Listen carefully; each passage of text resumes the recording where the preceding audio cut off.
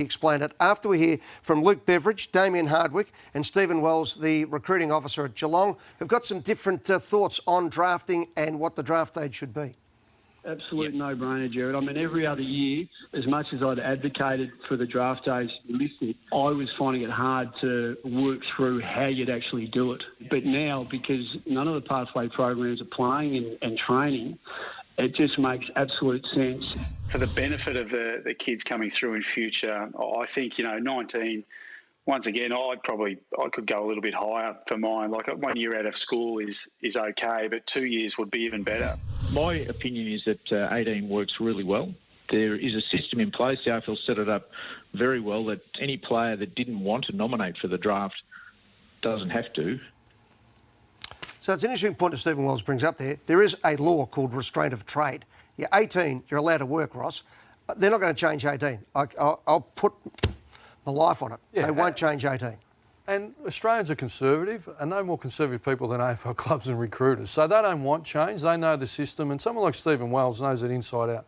But to his point, you don't have to nominate for the draft. Your manager, your family and friends, they can say, you need another year.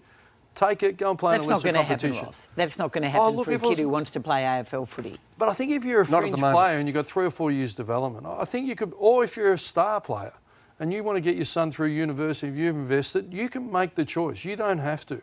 After being in the system, there are certain cases I would encourage. But I love your previous point on the NEFL, not playing in the NEFL.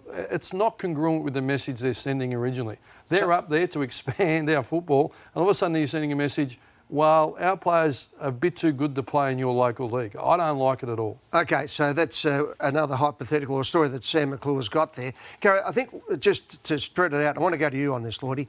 What they want to do is they want to change the whole thing. They don't want coaches getting sacked out of the AFL system and have nowhere to go. They want them going into the development system. So we might have under 15, under 17, under 19, but players, some of the gun players who are 18 years of age, playing in under 18s now, can play in VFL. Other kids can come through. So what they want to actually do is stretch it out so that you're not cooked on the draft night when you're 18 and you miss out. You actually can go to 23. One of the examples that was given to me today by an AFL official was John Noble at Collingwood, who at 18 years of age was looking like he could ride the Melbourne Cup winner, far less play in an AFL team. And now, at 22 years of age, coming through the SANFL, he's been picked up. So to your point, what they want to do is get those players who are on the elite path or on a list playing elite games, and then open it up for people underneath. Now, Lloydie, you are heavily involved in under 17, under 18 football at Haileybury College. What's your thoughts on all this? No, my thoughts are that just on that point, that we all look at the top 10. We shouldn't look at them because they're good enough to play in any year. But I want to take a look at 2 years ago, the NAB draft, and some players who fell outside that. So these are all 18-year-old kids. Brian Myers was that year older, played in the VFL. But these are guys from pick 16 to 57 who even Damien said wait till they're 20. But you can play a maximum of 48, 49 games if you include finals.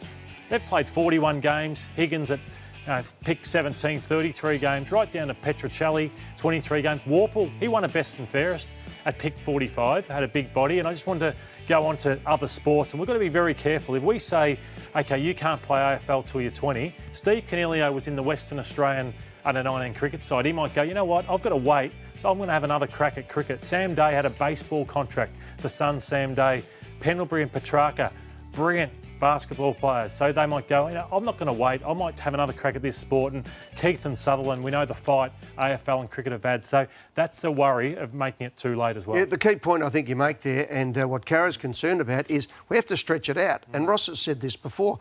We can't just have blokes now, Kara, at under 16 absolutely being cooked because they're not picked and they drop off. We need more players coming through to give us more at it. And, well, if they cut the list sizes as well, the draft's going to be pretty big because there's going to be about 180, 250 players who won't be on lists who'll go into a draft at some stage.